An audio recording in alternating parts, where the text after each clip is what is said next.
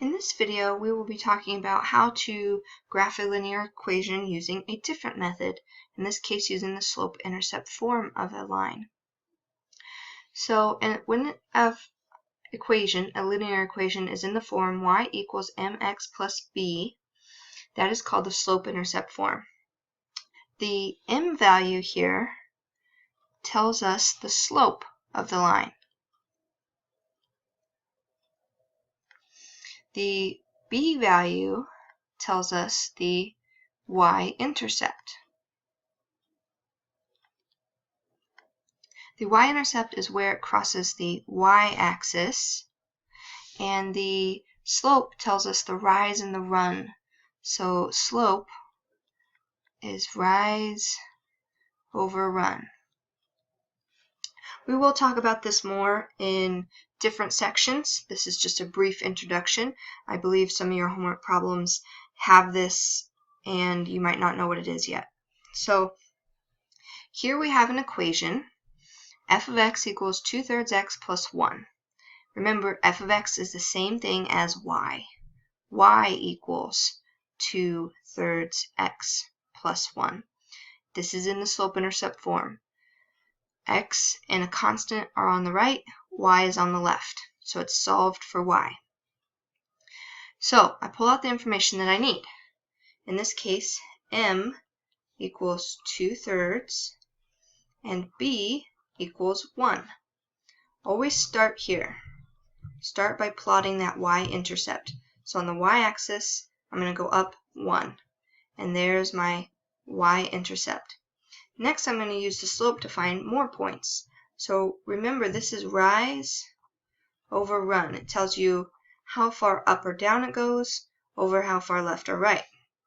From this point, I will rise 2, 1, 2, run 3, positive direction, 1, 2, 3. There's another point. I can do it again. Rise 2, 1, 2, run 3, 1, 2, 3. There's another point. And I could keep doing that infinitely. If I wanted to find points this way, well, that's going in the negative direction. We can remember that 2 negatives make a positive. So if this was a positive 2/3, I would need 2 negatives to keep it positive. So from this point, I could rise -2, so go down 1, 2, and run a -3 in the negative direction, 1, 2, 3.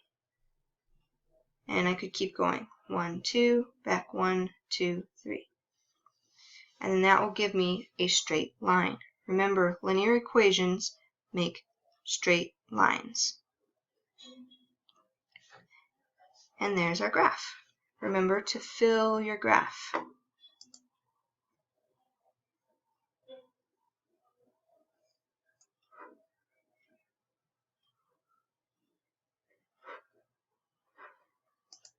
Alright, let's go ahead and try these next examples.